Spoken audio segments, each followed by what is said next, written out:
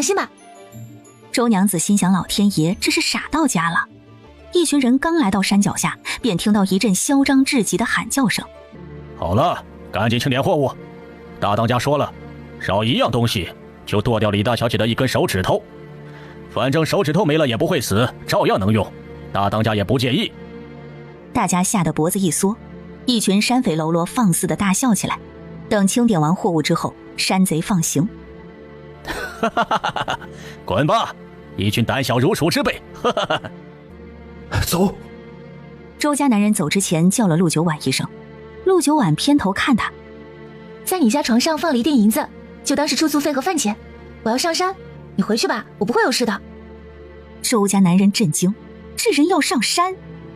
你疯了！他见山匪朝这边来，赶紧伸手要拉他，陆九婉避开。我是山匪亲戚，不用担心，我上去认亲的。男人震惊到无法言语，第一次正眼看他，戴着面纱看不清，他忙推着车飞快离开了。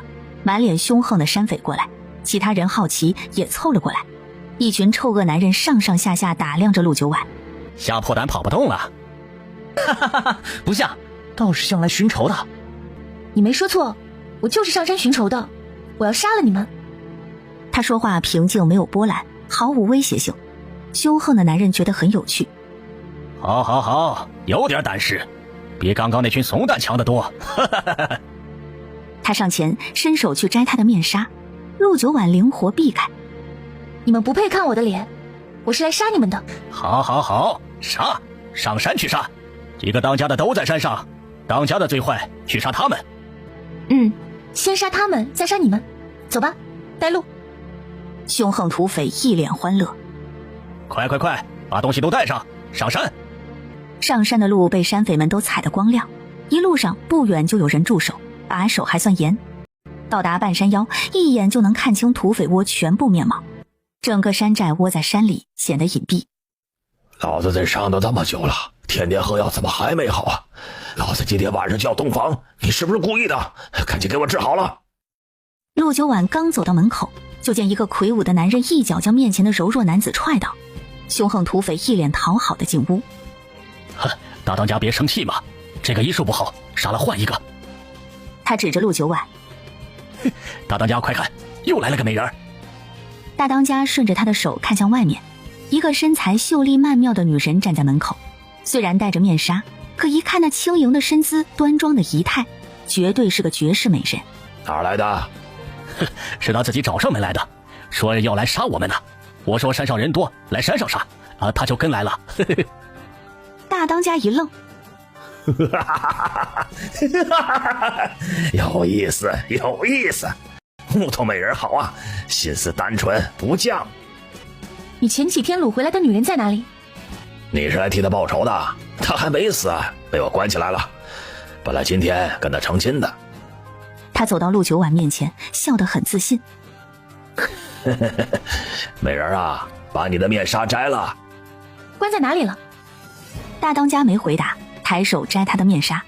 陆九婉见他不回答，轻啧一声，抬手。大当家魁梧的身体僵了2秒，慢慢往后一倒。巨大又陌生的声音将一行人都震慑住了。回过神来的时候，见大当家已经倒在地上，额头中间流着血，眼睛大大的睁着。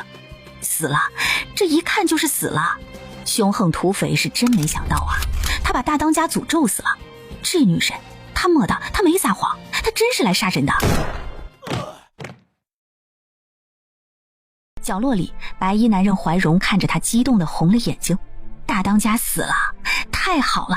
山匪都掳女人，他是第一个被掳的男人，只是因为他医术好。我不是山匪，我是被绑上来的大夫。我知道前几天被绑上来的女子在哪里。陆九婉平静地看了他一眼，侧目对着屋内说：“出来。”屋子里几个女人哆哆嗦嗦地出来。别杀我们，别杀我们，我们也是这几年被绑上来的。他当家让我们过来给他铺洗床，我们也是被迫的。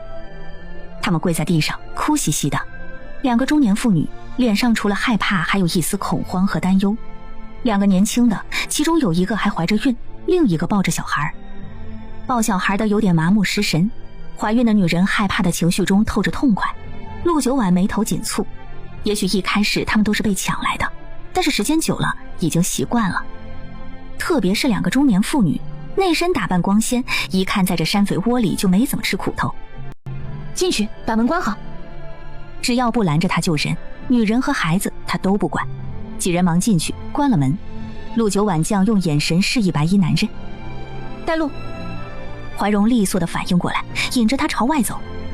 大当家把他关在了后面祠堂里，等着今晚拜堂成亲的。那女子要自杀，被绑起来了。人刚踏出堂屋，已经有山匪跑进了院子，正和2人对上。他们惊愕地看着地上的尸体。来人，有人杀了大当家，快来人啊！他们一喊，正朝这边来的人立马加快了脚步。怀荣惊恐地止住脚步。好多山匪！陆九婉举起枪，来一个倒一个。带路。怀荣见他如此厉害，那些人还没有靠近就倒下了。这世界上怎么会有如此厉害的武器？这到底是什么呀？只听过刀、长枪、剑、弓这些武器，这东西也太厉害了吧！内心的震撼已经难以形容。他绕过院子往后走，山匪越来越多。快，抄家伙！这女人杀了我们好多人！壮周，把人都叫来，这女人手中有暗箭，大家小心！山寨中响起了钟声，这钟声只有在山寨遇到紧急危险的时候才会响起，已经好多年没响过了。今天响了，大家都提起了精神，整个山寨也陷入了紧张当中。在这里，快！一个个凶悍地追在陆九婉身后。陆九婉淡定地把步枪换成了冲锋枪，转身站定，开启扫射模式。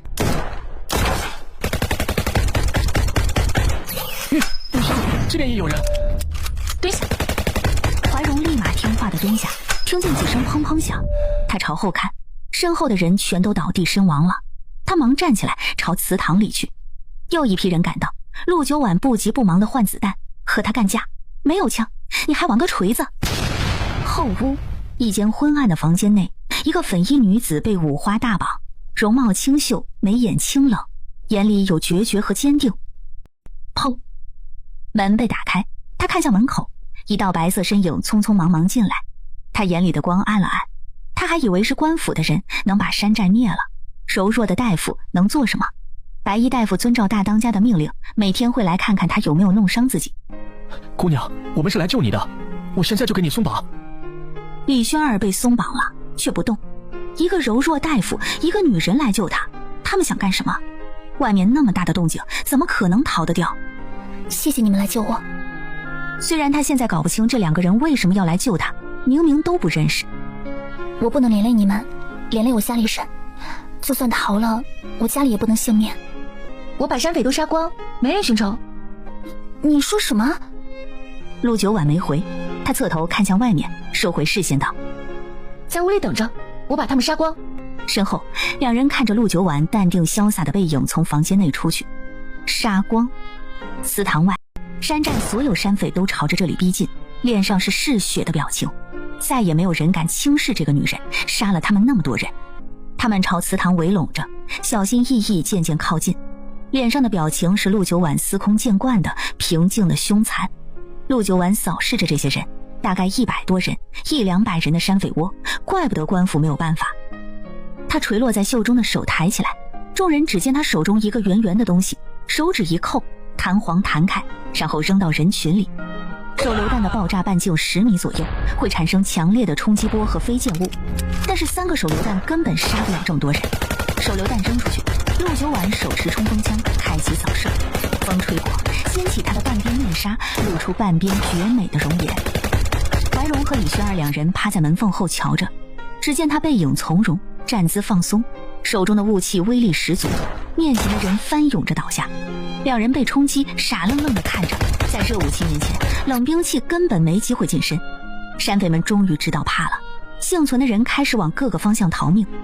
陆九婉站在原地，记下每个方向所逃的人数，换了狙击枪，远距离瞄准。这些人逃出去1个，都是对无辜百姓的潜在威胁。1个、2个、3个，逃跑的人惊恐不已地看向身边倒下的人，怎么这么远都能被杀？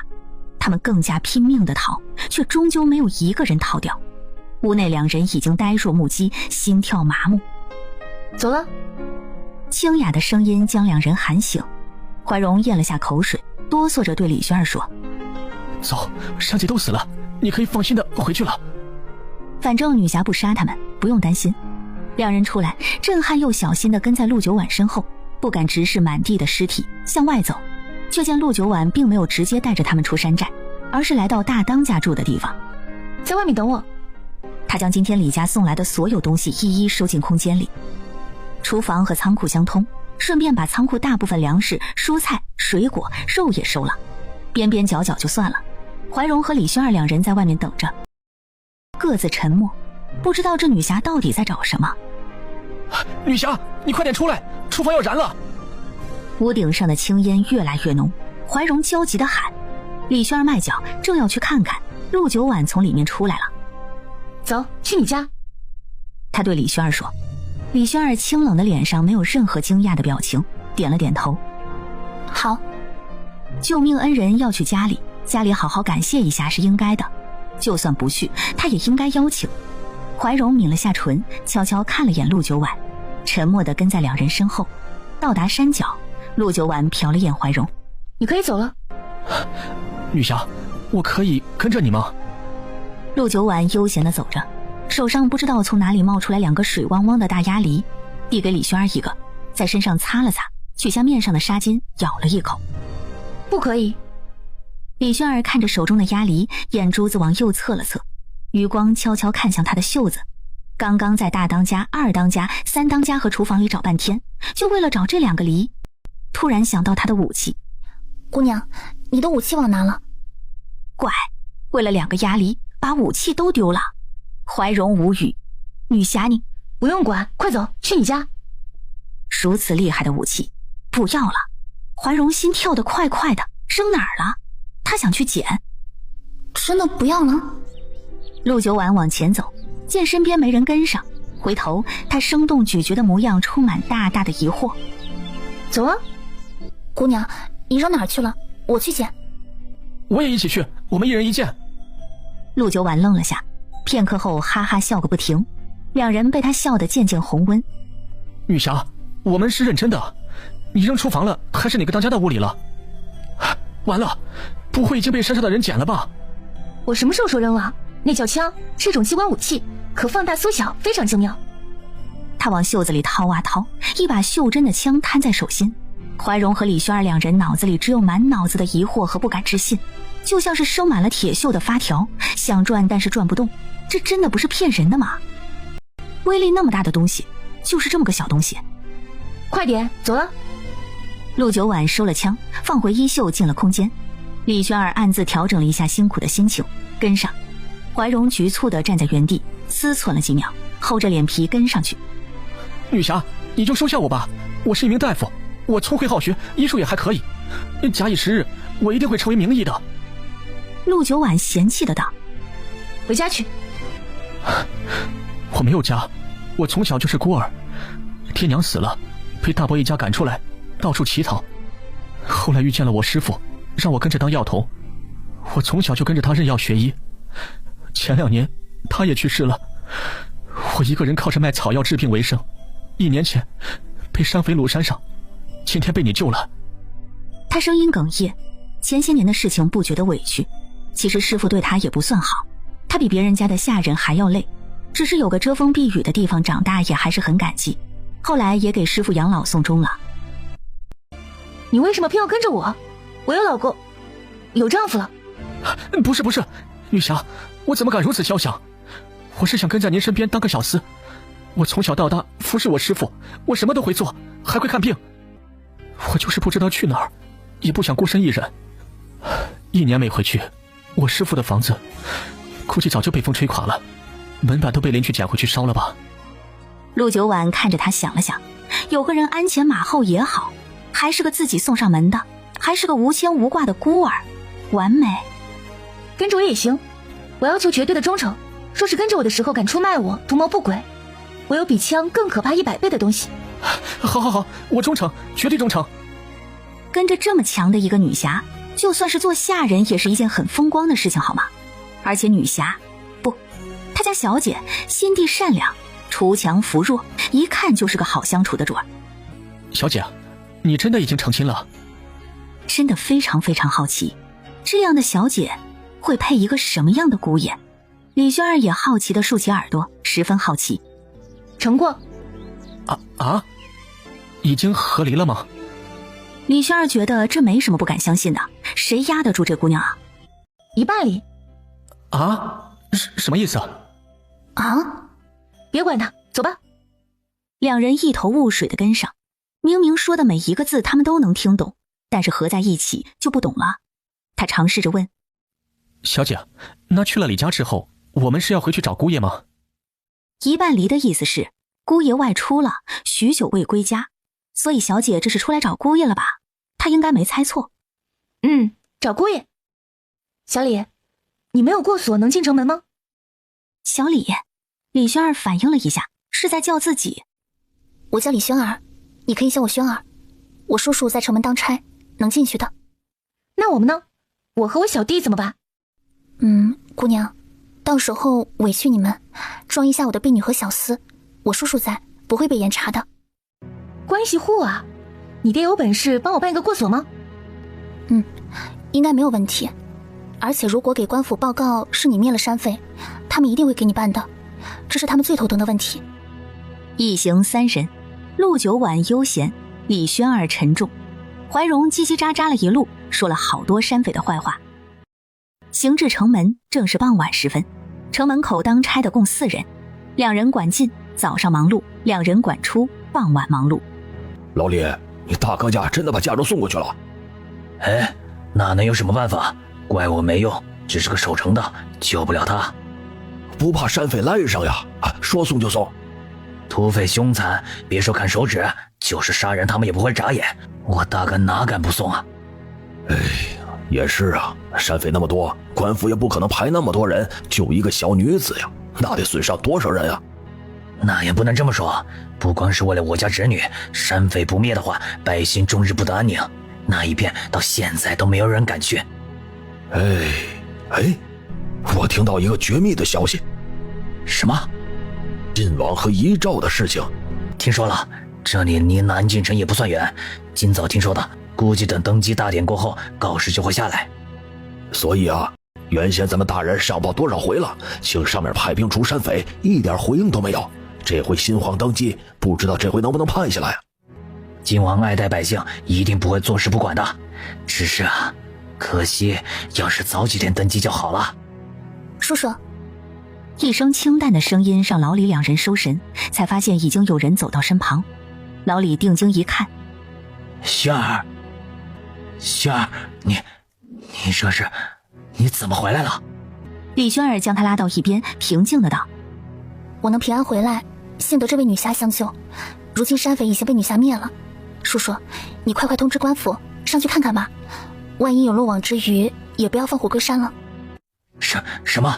轩儿，你再说一遍。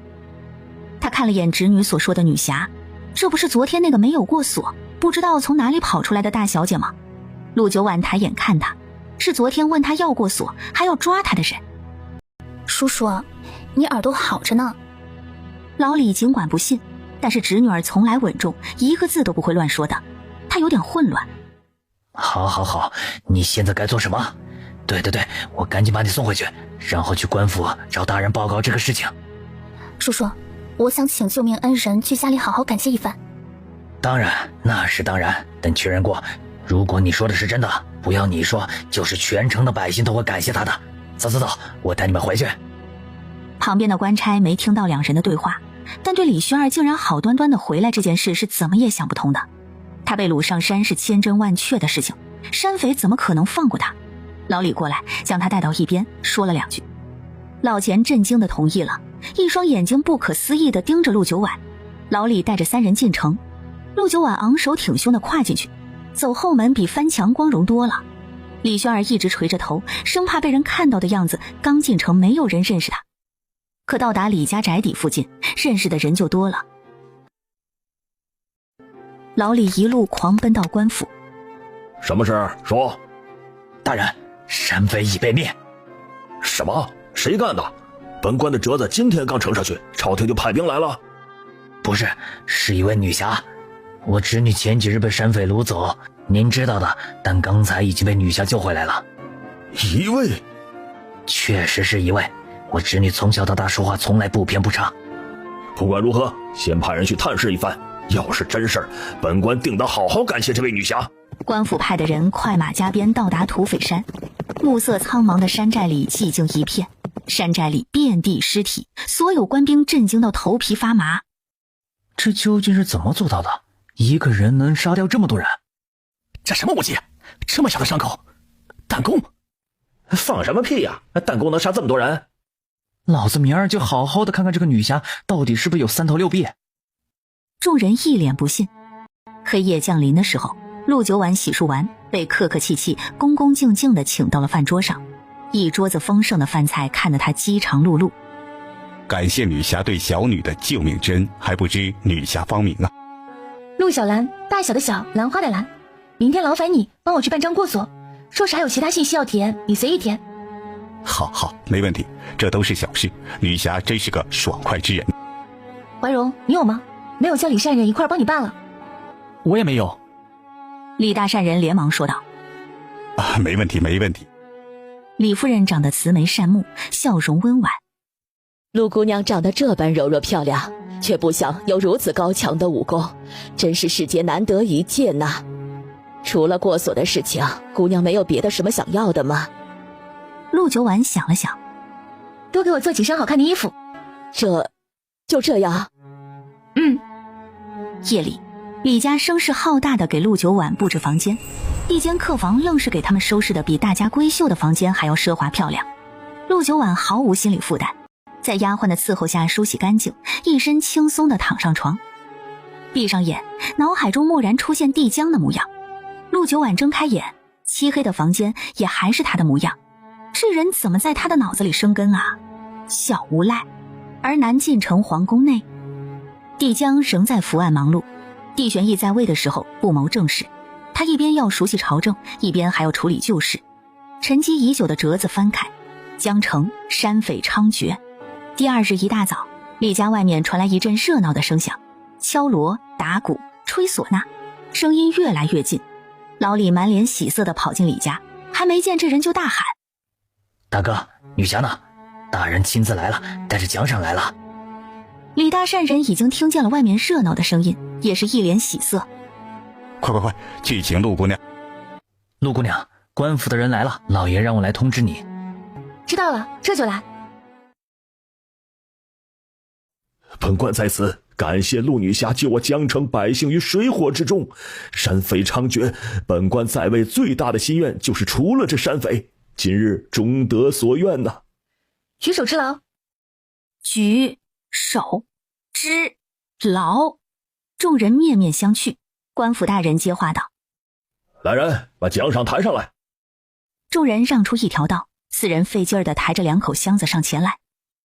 打开，白花花的银子在阳光下反射着银白的金属光泽，众人哗然。陆九碗小眼神悄悄亮了亮，好多银子。这是白银1000两，请陆女侠收下。本官多次发布悬赏告示，谁能灭了山匪，赏白银1000两。女侠灭了山匪，自然这赏银该是女侠的。周围人眼中满是羡慕，但也知道这点银两并不是凭运气就能拿上的。白银1000两很多，但是对于用来剿灭山匪来说并不多。山匪凶残，且人数那么多。陆九碗点头，怀荣，收下。是。官府大人见陆女侠爽快地收下白银，爽朗地笑着。陆女侠不愧是江湖中人啊，行事爽快干脆。本官好奇啊，为何女侠年纪轻轻就学得这般本事，实在叫人震撼啊。天生习武奇才，从小接受训练，不足为奇。不知女侠师承何方？师父他老人家不让说，无可奉告。那不知女侠为何行至江城，又恰巧途经山寨灭了山匪？那啥来着？身份证叫啥来着？没有盘缠了，听说抓了山匪有赏银，现在看来果真如此。众人欢乐地笑着，这女侠真是个性情中人，有什么说什么。而此时全城已经贴上了告示，女侠陆小兰凭一己之力剿灭山匪212人，江城忧患已除。官府大人离开的时候，陆九婉朝李善人使了个眼色，李善人马上明白，跟着去了。陆姑娘饿了吧？耽误了一早上，走走走，进去用早膳。陆九婉刚转身，就见外面一行人走了进来。李夫人见到这些人，面色瞬间就沉寂下来了。她站定，安静地唤了旁边的丫鬟，带陆姑娘去用膳。又朝门口走来的一行人道：亲家今日怎么来了？有话屋里说吧。进屋就不必了，李夫人。李夫人脸色越发难看，看见门口那么多人围着看热闹，还是进屋坐下慢慢聊吧。李夫人不必遮遮掩掩，我是媒人，大家都知道我们是来做什么的，就在这里明说了吧。李夫人有所准备，但还是大受打击，身子踉跄了一下，被陆九婉扶住。从轩儿被掳走那天开始，周家对他们家的态度就大变了。昨天轩儿回来也不见来问候一声，这是他有所准备，只是没想到周家这么绝情，为了自家颜面，竟然挑这个时候来当众退婚，故意引起这轩然大波。他们这是将轩儿往火堆里推啊！李夫人，是我周家对不起李家，今日我们是来退婚的。身后中年男人走上前，话里道歉，腰却直挺挺的。就说肯定会来退婚的，都掳上山了，哪里还有什么清白可言？哎，也是可怜呐，李家这个女儿可谓是才貌双全，原先和周家大郎都是顶配的。不是我说，换做我宁愿一头撞死，也不愿意回来，丢脸呐！哎呦，好死不如赖活着，你这话说的，不是逼人家去死吗？议论声四起，李夫人气得脸都白了。退婚可以，拿出证据，轩儿可有什么过错？若是没有过错，就是告到官府，这婚也不能退。男人还没有开口，媒人尖声说着：当初受周大官人所托上你家提亲，是看你家李轩儿名声好，容貌家世相当。如今你家女儿是个什么名声，就不用多说了吧。你李夫人气得要晕倒。就那个长得像癞蛤蟆的，和李轩容貌相当，你瞎眼了吧？一道清冷鄙夷的声音让大家都看了过去。周家大郎一进院子，眼睛就落在了陆九婉身上。他从来没见过这般绝世倾城的女子，清冷美艳，翩然若仙。他怔住良久，身后传来无数道笑声，才反应过来真的是在说自己，顿时怒火充盈胸腔。本人长相如何，大家都有眼睛能看见，同样一个人是否清白，大家也心知肚明。周大郎，这人是陆女侠，刚刚杀了200多个山匪。有人悄悄提醒，周家大郎知道有个人灭了山匪，但万万没想到是这个美若天仙的女子，一时之间又羞又愤，又胆战心惊。谁心知肚明？我倒是要挖出来看看。他不愿意管闲事，但是李轩一家还不错，众人倒吸一口凉气。周大郎腿有些软。我同意退婚。我李轩儿虽然被掳上山，但清白仍在。周家薄情，不值得我嫁。我李轩儿在此主动提出退婚。陆九婉这时候才强烈感觉到，这是在古代封建社会，女人的清白是悬在女人头顶上的一把利器。一场退婚结束，已经到了傍晚。陆九婉一个人坐在餐桌旁，慢慢用着丰盛的晚餐。怀柔那小子不会把他钱私吞走人了吧？正想着，他一脸开心地回来了。小姐，银票。他将厚厚一沓银票递给陆九婉，陆九婉双手接过，收下，昂了下头。坐下吃饭。买什么去了？这么晚才回来，差点以为你卷款逃了。我正准备提刀来找你。我又不是傻子，这江城谁敢抢女侠的钱？不要命了！买东西花时间，马车和物资我都已经买好了。马车买了最好最大的，你坐里面能舒服一些。咱们明天就出发吗？去哪儿？陆九婉有点为难，去哪儿？他歪着脑袋想不出来。你推荐一下。姑爷在哪儿你都不知道吗？不知道。那就这样胡乱找。怀荣有点头疼。那一个个地方找过去，这得找到什么时候啊？找个舒服的地方过冬吧，其他事儿过完冬再说。第二天早上，陆九婉的房门被敲响，他打开门，李家三口扑通跪在他的面前。干什么？陆姑娘，求你收下轩儿吧，为奴为婢都可以。陆姑娘气质非凡，又武艺高强，一定不是个普通人家的小姐。况且在这一天她接触下来，陆姑娘是个好相处的。陆姑娘，轩儿不宜留在江城，就算她一辈子不出嫁，我们也能养她一辈子。可是流言蜚语是伤人无痕，轩儿恐怕承受不住。他们担心轩儿郁郁寡欢，久成心病，心病最难治。陆姑娘，只要你愿意收下轩儿，我们愿意分割一半家产出来，只求你肯收下轩儿，善待她。轩儿从小就聪慧，算术好，悟性高，做生意算账一点错都不会出。跟在姑娘身边，姑娘也省心。他们是没有办法带着轩儿去别的地方生根落脚的，不切实际。陆九婉看向李轩儿，他始终跪着没有说话。他知道这一刻他的命运彻底改变了。可以，我答应了，起来吧。谢谢陆姑娘，谢谢。轩儿，给你家小姐磕个头。李轩儿一滴眼泪砸在地上，头磕在地上。轩儿，谢谢小姐。我不恨人背叛我，因为背叛我的人没有任何辩驳的机会就没命了。同样的话我也要对你说一遍，跟着我的人要求绝对忠诚。是，轩儿一定牢牢记在心里。陆九婉满意点头，拍拍他的肩膀。行了，别哭了，有什么好哭的？以后有机会再回来看看不就是了。听到还可以回来，一家三口眼睛都亮了。真的可以吗？当然。陆九婉淡淡说完，对李轩儿抬了抬眼。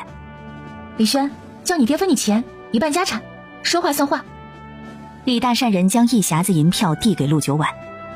陆姑娘，金银你们带着路上不方便，我特意全部换成了银票，请您收好。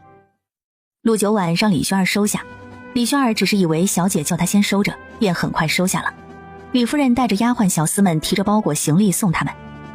这些都是干粮、被子、披风、手炉，这些你们一定用得着的。马上天寒了，赶路也冷，都带上。尽管怀荣已经买了很多，但陆九婉一点不嫌多，通通收下。马车内堆了一半，他和李轩儿上车，怀荣坐在前面驾驶。驾！第二日早朝，颁布从中，一人出班上奏。皇上，臣已经派兵前往江城镇压山匪，只是昨夜赶过去，今日一早他们便已经回来了，还带回来了这份江城的上报文件。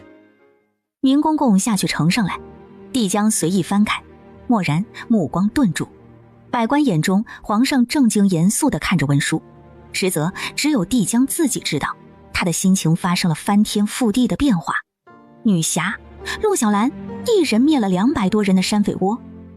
文书中似乎怕他不信，还详细地描述了发现山匪们的样子，奇怪又致命的伤口和对陆小兰的简单的了解。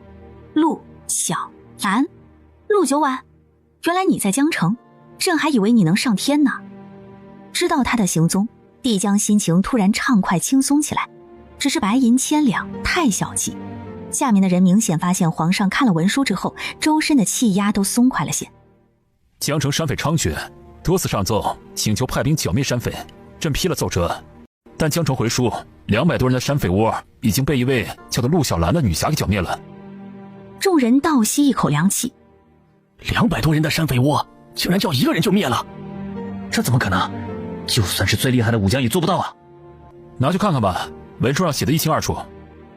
众人看完还是不敢相信，没有亲眼见过，只当江城的人真会吹牛逼。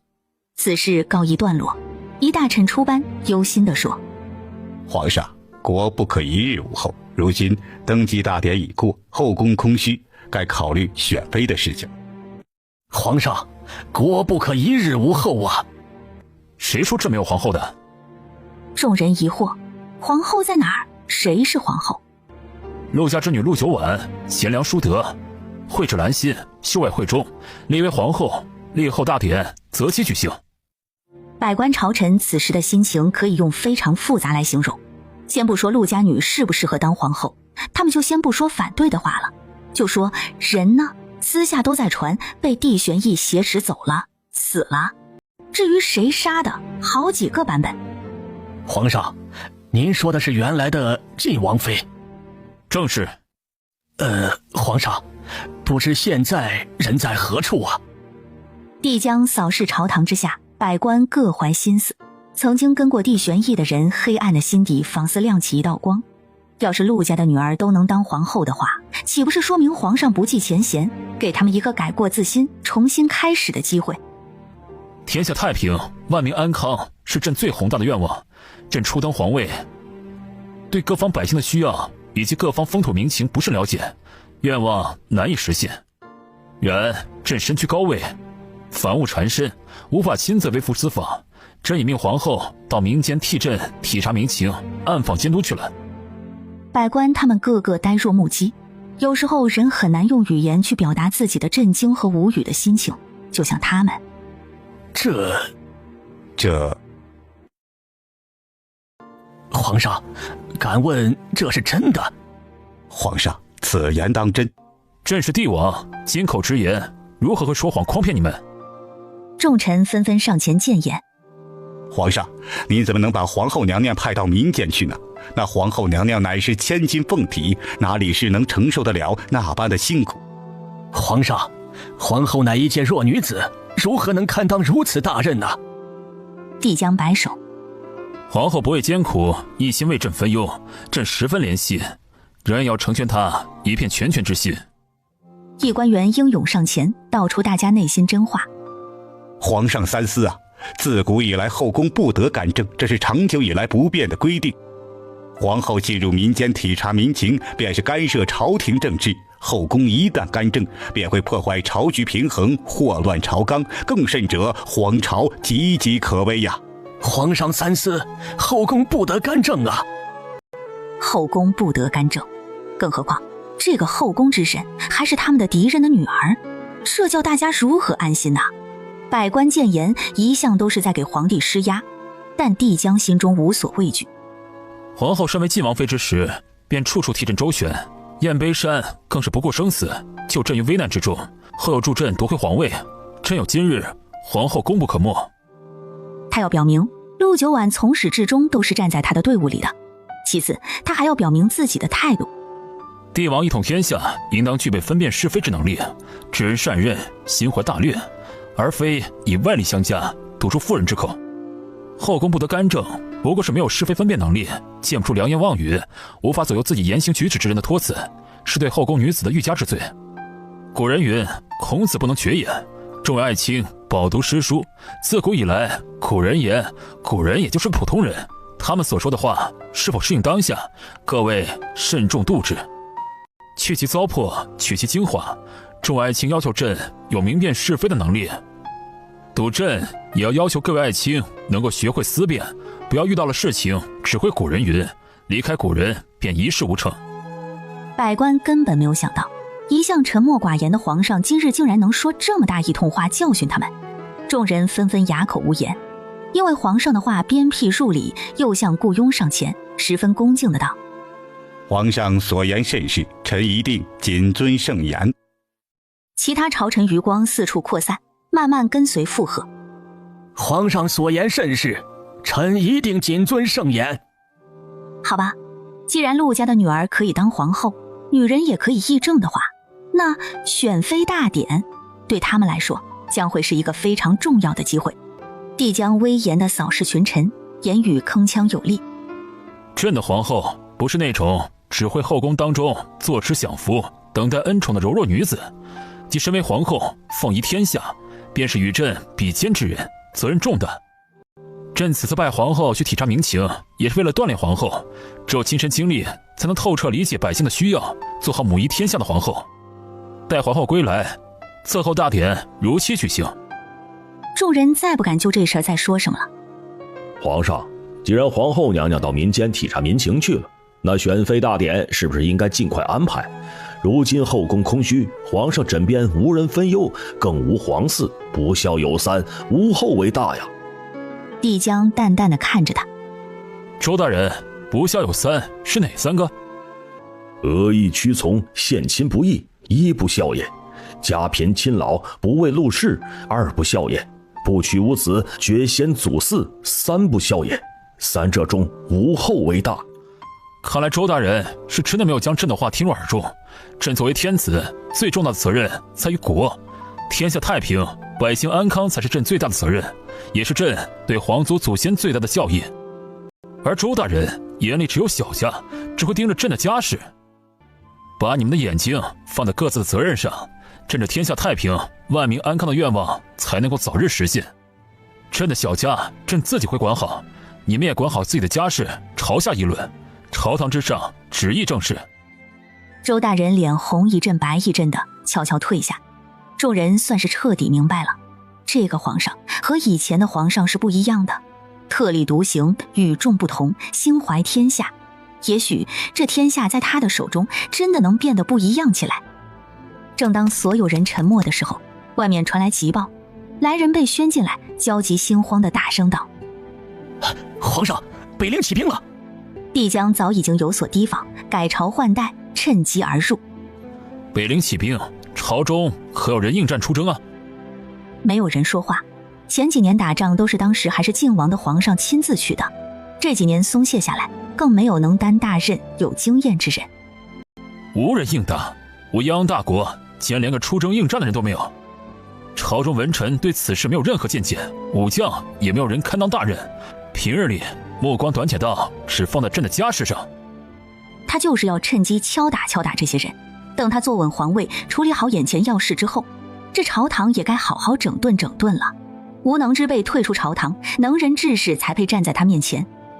宣慕白、元苍觐见。慕白、元苍两人踏进殿堂，这是他们第一次用这样正式的方式出现在百官面前。既然无人应战，那朕就亲自受将出征。慕白和元苍两人跟在他身边多年，又有战场带兵经验，是能才。如今跟在他身边有些大材小用，也是时候为国家培养一批能够拿得出手的武将。下朝之后，帝江在御书房召见了慕白和元苍，同时还有陪他进入燕碑山的一行人。能从燕碑山活着出来的，都是有勇有谋的人。如今他要重用。陆九晚三人已经抵达了新的地方，怀荣驾着马车进城，一边走一边看。小姐，我们现在找个客栈住下吧，洗漱，明天再出发。不着急，多玩几天再走。咱们不是来找姑爷的吗？你怎么比我还着急？怀荣表示我好奇呀，到底什么样的人能降得住姑奶奶您啊？马车慢悠悠地走着，身后传来颇大动静。怀荣转头看到一群官兵朝这边来。最新告示，天下易主，太上皇篡改圣意，谋夺皇位，晋王扶正去邪，今已扭转乾坤。官兵急匆匆而来，一便四散开来张贴告示，一边将告示上的内容念了出来，防止有人看不懂。陆九晚三人的马车静静地停在空旷的大街上，周围没有一个人。所有人都围了上去，看得懂的看不懂的都激动地冲了过去。人群中传来热烈的讨论声。陆九晚坐直，掀开车帘，安静看着外面。帝江当皇帝了，要是他还在他身边，不知道他现在是皇后还是死后。李轩儿看见小姐脸上流露的一抹黯然，心底有些奇怪。然而再看，小姐的脸色已经恢复如常。这场热闹久久未散，平静无波的生活中突然传来这样大的一个消息，让所有人都精神为之一振，直到满足才散去。怀荣，走。路过一家酒楼，看着人多热闹，陆九晚带着两人走了进去。古代应该还没有排队营销的恶习，人多说明这家好吃。一进去就见有人坐在厅堂后方的高台之上说书。话说呀，那陈玄察觉到女王大人情意绵绵的眼神，波澜不惊的内心竟然像是被人扔了一把小石子，涟漪泛滥。老书见老乡，事实证明没有排队营销，也有别的营销手段。总之，做生意就是缺不了营销。好新奇的传奇故事啊！这怎么还有女王大人呢？只听过皇帝陛下。怀荣听得津津有味，再观李轩儿，眉目淡淡。李轩，李轩！陆九晚喊了两声，都没应，竖着耳朵听故事去了。陆九晚摇了摇头，从袖子里扯出一本书，拍在了李轩儿面前。李轩儿这才回过神，看见小姐傲娇的模样，顺着她的眼神看到面前桌上的书。女王和她的风流俏公子，她淡淡的表情终于有了一丝变化。小姐，这是……怀荣转过头来，睁大眼睛，一把抓起桌上的书。小姐，你怎么会有？他迫不及待地翻看，李轩儿蹙眉看他，又眼神委屈地看向小姐。陆九婉一把抢回来塞他手里。怀荣委屈：小姐，还有没有多的？也给我一本啊，我也想看。陆九婉眉梢一扬，果真又掏出一本。怀荣嘴角咧上天：真的有？小姐，你怎么什么都有啊？你一定会法术，能变出来。这本是一本新书的底稿，你等下吃完饭拿去这里的书肆卖掉。小姐，你怎么会有底稿？难道说这些书都是你写的？他这才将底稿交给他，又摸出一本。先看这本。怀荣彻底惊了，看向小姐的轻飘飘的袖子，震撼地接过书，看见书名又是一惊。死后才知我是王爷的爱而不得，这死了还怎么知道？鬼故事啊！李轩儿抽空看了他捧着的书一眼，继续埋头进自己的书里。这书和他曾经看过的书都不一样，文风、书写格式、遣词用语等等全都新奇不已。两人看书，菜上来也不理会。陆九婉一个人吃，津津有味，只是吃着吃着，就见对面李轩儿忙合上书放下，淡淡的脸上染了一层红晕，眼神有些不自在，悄悄一抬就对上小姐戏谑的眼神，脸更红了。小姐，真的是他写的？怎么敢拿出来，甚至还要拿去卖？离开的时候，李轩儿将书藏进袖子里，怀荣将书放进怀里，在此处停留了3天。三人把能吃的都吃遍了，拿到了新书才离开。时隔2天，帝江收到一本新书《王妃狂媚撩人，禁欲王爷蚀骨销魂》。帝江心想不用看内容，光看书名就知道是谁写的，还写上自传了。人呢？属下找到邺城的时候，人已经离开了。去找，跟上，别砸到京车。他不亲自去，没人能把他带回来。但是他现在没有时间。帝江看了看旁边堆积的公物，又看了看一旁的书，将公物推到一边。他就给他半个时辰，倒是要瞧瞧里面怎么个狂媚撩人，又怎么个蚀骨销魂法。已是夜深人静，御书房灯火通明，明公公伺候在一旁，瞌睡都快打到地上去了。皇上到底在看什么？看得这么津津有味，不知疲倦，一动不动的。皇上，夜深了，您该歇歇了。你下去吧，朕还有点政务没有处理完。帝江头也不抬，让他走。皇上，您明日还要上早朝呢。下去。是。等他走到门口，帝江从书中抬头。明公公，明日开始让人整理后宫，该扔的扔了，该修的修好。皇后喜欢大房间，要通透宽敞，把那些碍眼的隔墙给正拆了，种些花花草草、果树什么的。皇上，马上就是冬天了，这果树……先把多余的宫墙拆了，种一些冬日里能存活的花卉。是。皇后的宫殿改名叫西兰宫，放一些珍贵的兰花装饰，其余的好好布置，以居舒适为主。是。下去吧，明日就去办。按照他的性格，有一天自己回来了也说不定，一定要先把他的宫殿布置好，回来看到也能舒心一些。明公公走后，帝江还在继续看书。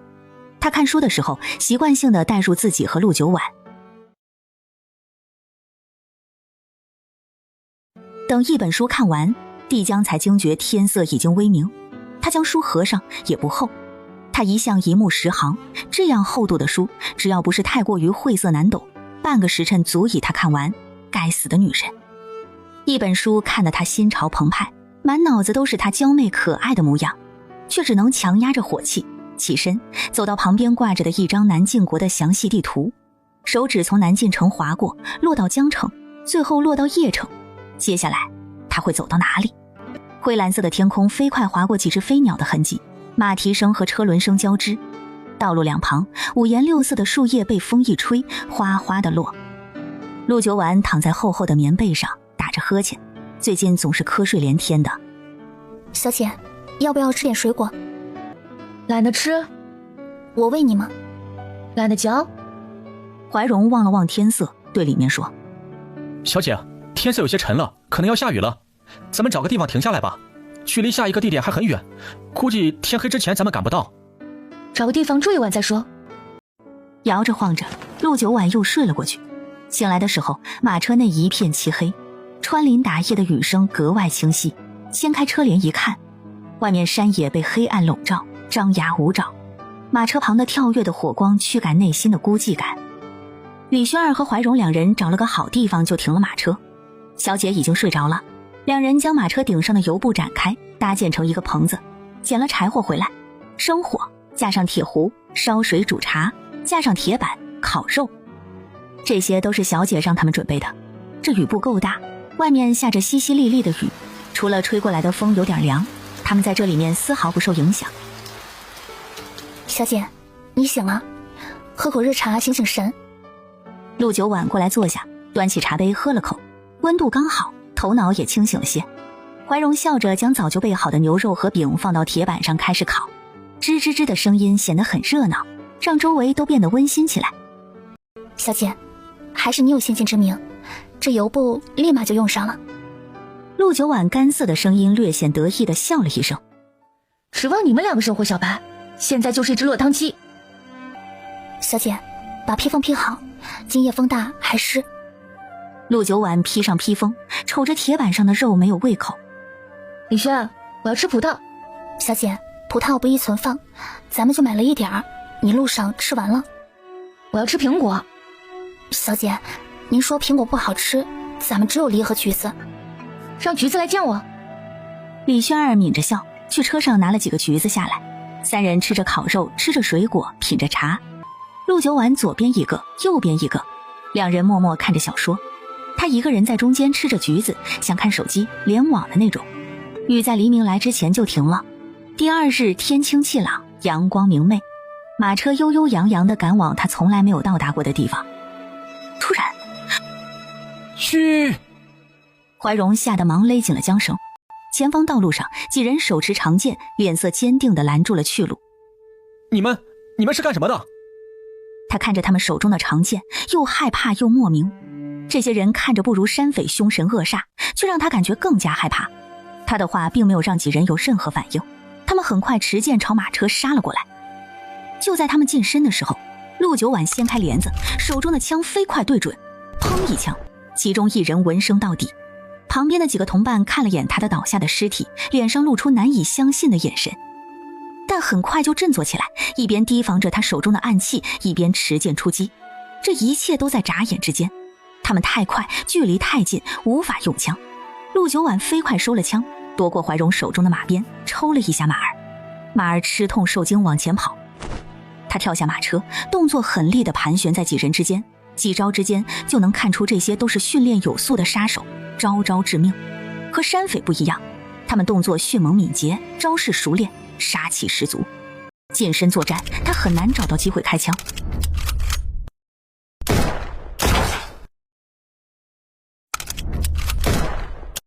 往前走了不远，怀荣和李轩儿已经驾车回来了。陆九晚满意的等在原地。小姐，你没事吧？小姐，有没有伤着？没事，上车吧，赶紧赶路，我今晚不想露宿山野了。杀了神，他感觉身上有血腥味儿，想着有点作呕。车上，怀荣谨慎地驾驶着马车。小姐，那些人是谁呀？为什么拦住我们？不知道。会不会是上次的山匪，有外出不着窝的，回去发现被灭了门，来寻仇了？不是，山匪一个个像250似的，这些人精明灵活，是专业的杀手。250是什么？怀荣不解，陆九晚也懒得解释。梅城，一座热闹繁华的城。进入城内，拥挤在人群中，感受到浓浓的生活的气息。找了家最好的客栈住下，一路坐了4、5天马车，又遇到杀手，三人都累了。深夜，陆九晚虚地睁开眼睛，深吸一口气。还有完没完？他坐起身，手中出现一把枪，装了消音器，仔细聆听声音。3个人门被悄无声息地撬开，他快速从窗口跳出去，察觉到他逃离，3人忙追了出去。前后不过半个时辰，陆九晚原地返回，换了身衣服继续睡。第2日，3人出门吃早饭逛街，就听见大家一边做生意一边激动地讨论着。听说昨晚大街上死了3个人，没人认领，也没人报官。啊，3个，这么多，这是做什么死了？谁知道呢？听说死的蹊跷，每个人眉心一点红，其他伤口都没有。李轩儿和怀荣两人同时看向陆九婉，怀荣压低声音：“小姐，昨夜又有杀手。”陆九婉淡淡的，一点不在乎的样子。李轩儿眉头紧蹙，心情沉重。小姐，这样的事情还会再发生吗？到底是谁一定要杀你呢？陆九婉昨夜只想着赶紧回来睡觉，快速崩了3人，没问，就算问也是浪费精力。他也不知道还会不会有人来，但是有点烦，就像被苍蝇缠上了，一直在耳边嗡嗡嗡的。他也没招谁惹谁呀。难道是帝江？陆九婉回想两人的相处也算很愉快的呀，他人品也没那么差劲啊。那不是他还会是谁？算了，不想了。3人悠闲地用了早膳，怀荣手里提满了各种吃的用的。绕了一圈回客栈，途经一户，门前一棵高大粗壮的桂花树正开得繁盛，香飘10里。李轩儿仰头，嘴角挂着淡淡的笑意，好漂亮啊，好香。他侧头见小姐在作呕。小姐，你没事吧？怀荣抱着东西忙上前2步。小姐怎么了？我靠，这花太他妈臭了！桂花家主人斜眼看着3人离去的背影。你才臭，你才臭！回到客栈，陆九婉还在呕。怀荣放下东西忙过来。小姐，你没事吧？都离桂花那么远了，怎么还在呕啊？你不是大夫吗？快给小姐看看啊！小姐，我帮你把把脉。陆九婉哕着嘴说：“没事，桂花过敏估计是。”李轩儿看他时不时呕一下，担心死了，将他的手抬起来。小姐，大夫就在你面前，赶紧瞧瞧再说。见小姐没有收回手，怀荣忙将小姐的衣袖往外拉了拉，隔着衣服搭上脉。李轩儿一直看着他，等着他的回复。片刻之后，只见他的脸色瞬间一变，满脸震惊。怎么了？这个表情？陆九婉瞬间不悦了，紧盯着他，不要告诉他，他命不久矣。小姐，喜脉，你有孕了？啊？我怀孕了？怎么可能？我是穿越严选之身啊，不孕不育，1年来1次姨妈的天选之身啊。他眉头一松，想到曾经被帝江压着喝过的那一碗碗药，还是不信。陆九婉将手腕露出来，用右手给左手把脉，半晌之后又用左手给右手把脉。有什么区别？怎么把出来喂娃娃的？小姐，常人的脉象是均匀跳动的，而喜脉是平滑流畅的。您就算要比较，也应该和轩儿比，而不是拿左手和右手比。不用吧了。肯定怀了，脑子告诉他的，怀了。陆九婉觉得匪夷所思，不可置信。这小肚皮平平的，里面能装一个娃娃，到时候还要慢慢膨胀变大。小姐，你干什么呀？不能拍啊！陆九婉收了手，无语凝噎。好色的女人果然坏事。好了，搞怀孕了吧？这回要么吃流产的苦，要么吃生孩子的苦。流产就痛苦一时，生孩子生完还要养，养了还要教，教了还不一定教好。女人怎么那么倒霉？这些事情凭什么男人不能分担一点啊？怀孕要女人怀，生孩子也要女人生，这人类世界还没有企鹅世界科学。怀柔，能整点悄无声息，不让身体发现就能把胎流掉的药吗？苦点也行。一句话将怀荣和李轩儿又惊得半死。小姐，你别乱说呀，这孩子好好的怎么能流掉呢？姑爷要是知道了该如何伤心啊？小姐，我就是个庸医，只会配养胎的药。说是一个人讨厌另一个人，得知自己怀了那人的孩子，定然是满脸痛苦和厌恶的。小姐的反应除了不相信自己怀孕之外，没有流露出任何类似的神情，可见小姐并不讨厌姑爷，这他哪能答应小姐胡来？3个人手足无措地坐在一起，默默无言。陆九婉是因为不知道该怎么办，李轩儿则是深感责任重大，他还没有学会好好伺候小姐，就得学会好好伺候一个怀孕的小姐。怀荣则是想着，他是不是掌握了足够好的医术，来保证小姐从怀孕到生产能够顺顺利利的。又想着，他是不是掌握了给婴孩看病的能力，他一定要抓紧时间好好研习医术，突然他想到什么，小姐，您真的是出来找姑爷的吗？怎么感觉你才是那个需要姑爷找的人啊？怀孕不足2个月，和姑爷分开也不久。见小姐不搭理他和李轩儿对视一眼，越发肯定了这个想法。从这一刻开始，两人的神经就紧绷起来。小姐大大咧咧的，他们得随时提醒小姐要注意。小姐，您别走太快。我就上个茅房，还能边走边上，能走多快？啊，小姐别动，我来，小心动了胎气。我就倒杯水，这胎气这么好动？晚上用膳的时候，李轩儿不让她动筷子。怀荣，你快看看桌上哪个是小姐不能吃的，端走。只要不是毒药，什么东西我不能吃，我都能吃。小孩还不能吃，这么娇贵，惯着他。李轩儿好好的清冷大小姐，这会儿像个操心的老嬷嬷。她感觉自己真正开始慢慢成长了，轻言细语的劝说：小姐，孩子还没成型，要特别注意才行。小姐只要不吃一些活血化瘀和凉性的食物，就没有什么问题的。这些菜都能吃，没有加助产的东西。我都还没说要不要留他呢。用过晚膳，陆九晚一直在发呆。生，不生，生，不生。夜里，你跟着我做什么？我想跟你回家。我没家。你有家。我没有。你有。我没有。我带你去找。说着他朝前走，陆九晚下意识跟上，眼前也只有这一条路可走。结果终于到了，他抬头一看，皇宫。陆九晚吓醒了，他睁着眼看着屋顶，梦里的一切清晰又魔幻。进来。李轩儿进来伺候他更衣洗漱。小姐，女子怀孕头3月最关键，咱们还是先别走了，就在这里安心养胎吧。马车颠簸，容易伤到胎气。回想小姐竟然还和那群杀手打打杀杀的，他就心惊。既然决定留下孩子，陆九晚本也没有目的地要去。用了早膳去看看房，买个好点的宅子住下吧。李轩儿高兴了。好。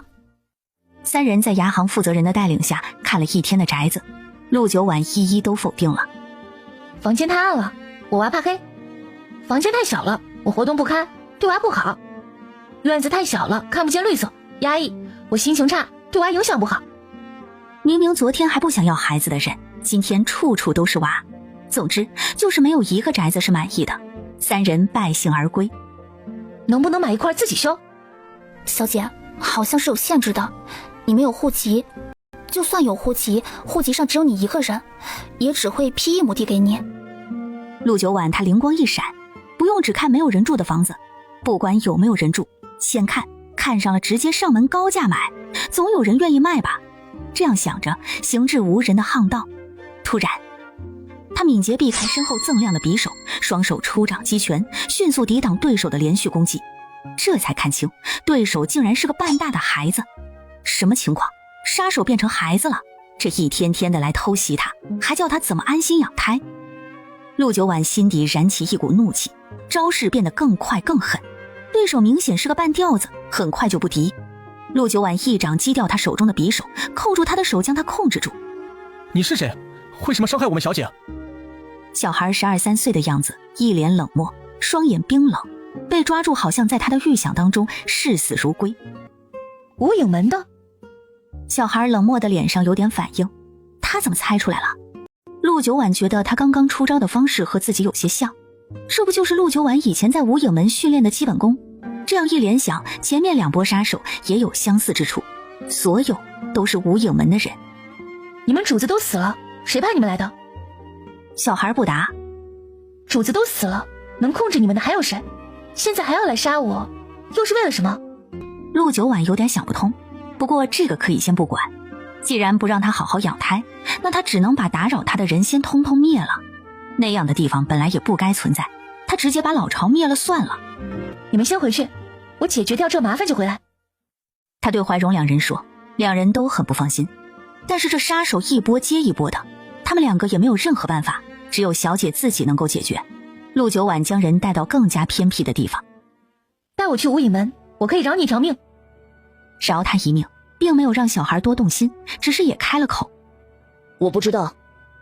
陆九晚不信，这个年纪的杀手应该还是在无影门的训练基地里，只有最终训练全部过关的人才会被蒙着眼送出无影门，派遣到各处据点执行任务。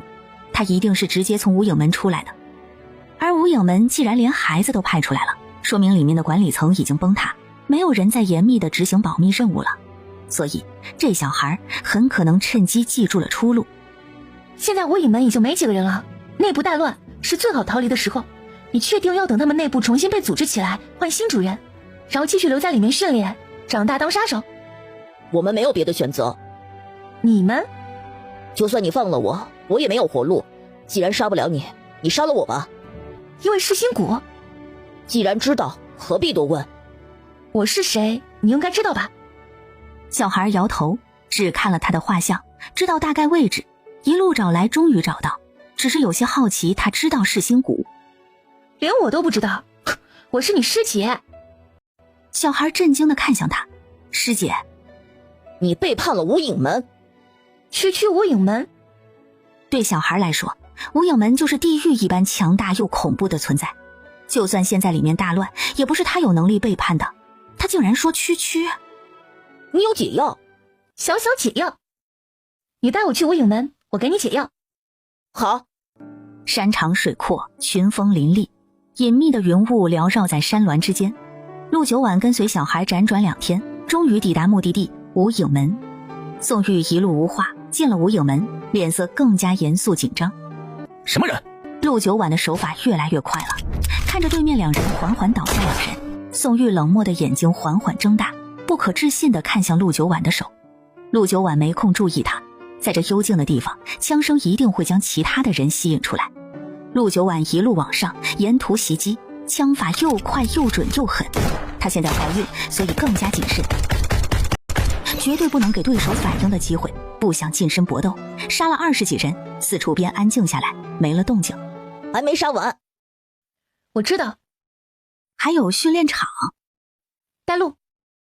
那些站在瞭望台上的教员看着场中互相搏杀的孩子，就像看斗兽场里的野兽一样，没有一丝怜悯和人性。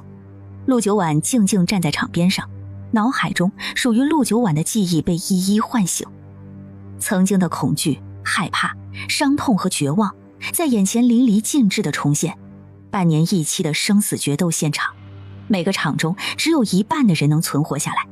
在看到地上的尸体时，一滴不属于他的眼泪迅速凝结，掉出眼眶。宋玉惊诧地盯着地上掉落的泪水，缓缓抬头仰望着他。陆九晚眨了眨眼睛，关掉所有陆九晚的记忆，手中早已经备好的狙击枪远远瞄准瞭望台上的人，超远距离准确狙击。